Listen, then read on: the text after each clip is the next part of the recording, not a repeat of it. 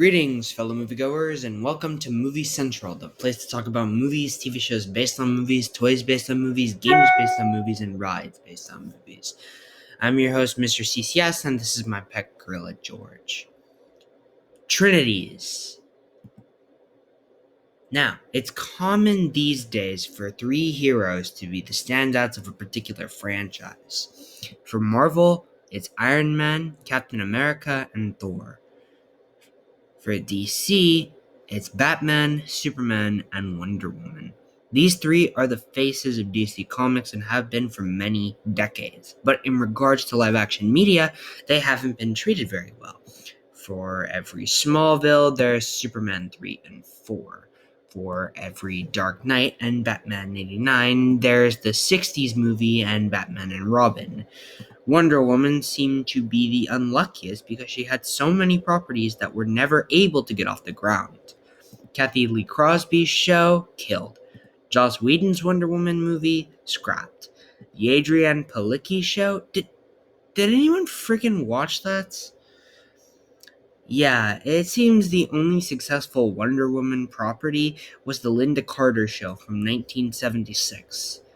I've never seen it, but it isn't the most tonally consistent with today's demographic. So, when the DCEU was announced back in 2014, a Wonder Woman movie was revealed to be in the works.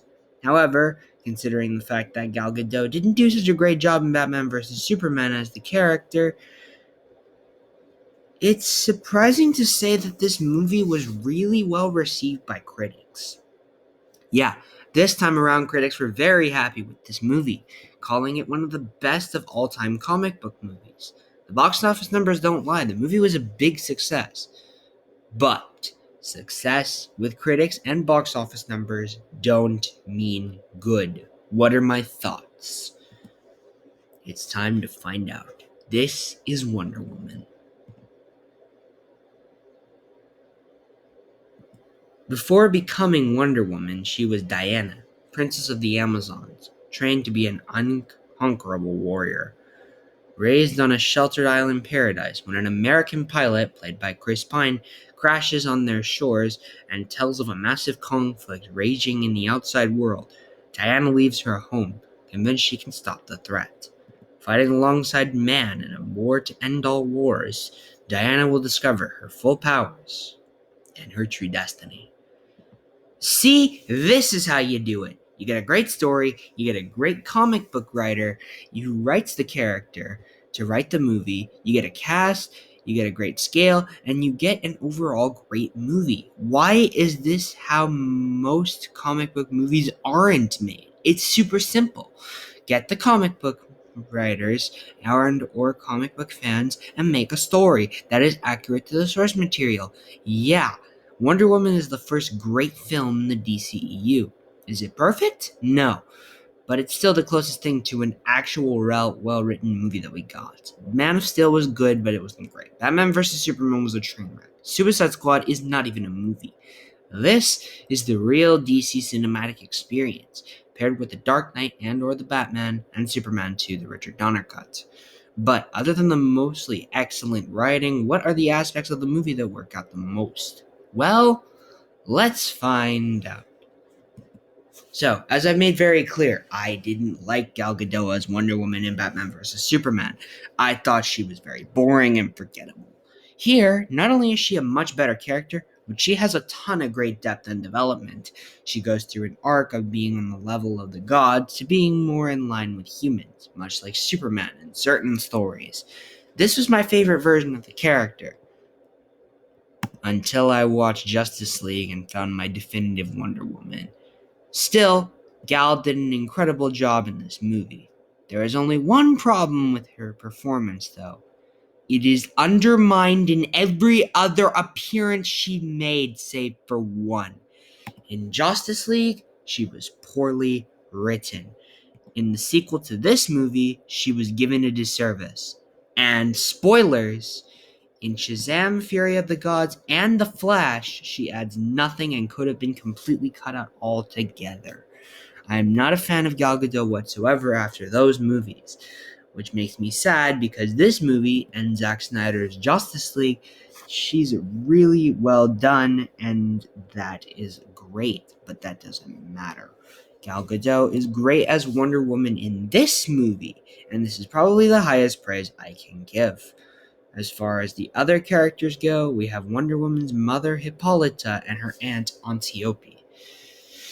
Hippolyta is a great supportive figure, and whenever she was on screen, I loved the mother-daughter bond. As far as Antiope goes, she's played by Robin Wright, who dies for the umpteenth time, but it is still a prime motivator for Diana to go out and do what she does.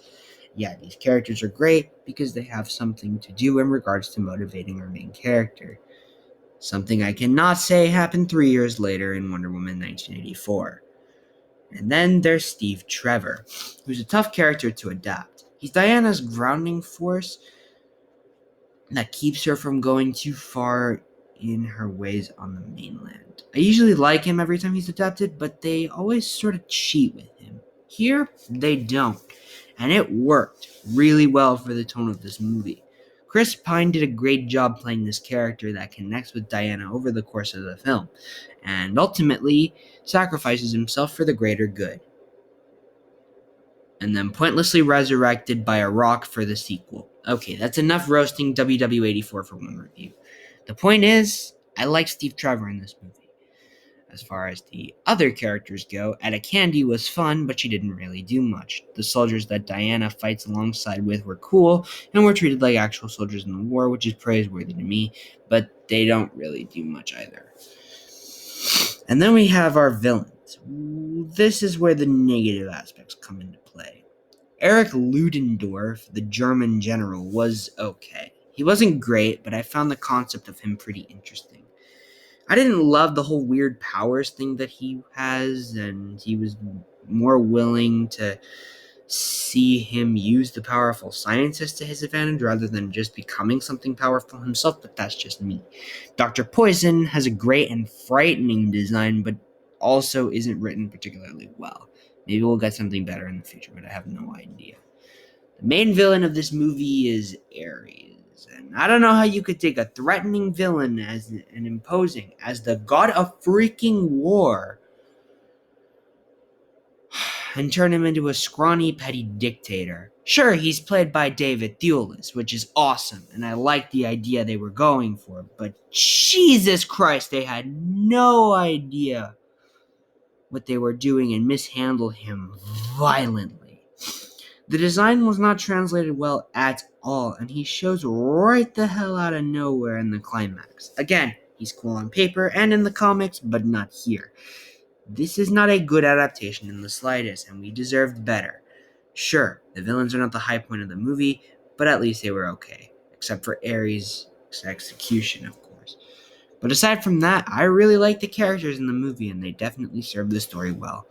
I can give similar praise to the visual style and tone.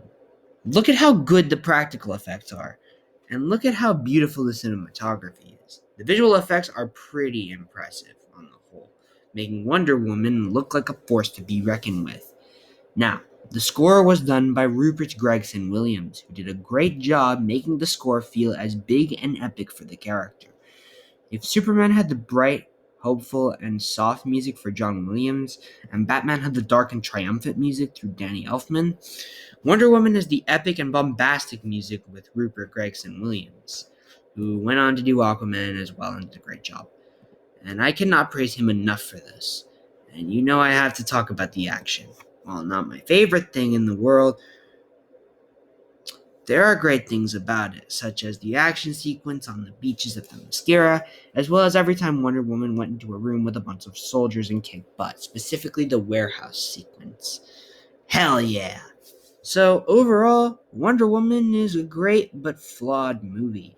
It's easily one of the better DCEU movies by far, and I recommend this to any fan of the DC universe and the character, which is why I'm giving it a 9.5 out of 10, or 9, whatever. A strong force to be reckoned with. Well, that's it for this review.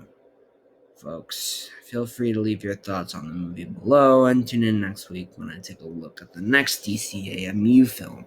With that said, my name is Mr. CCS, this is Movie Central, and that, my friends, is a wrap. See you next week.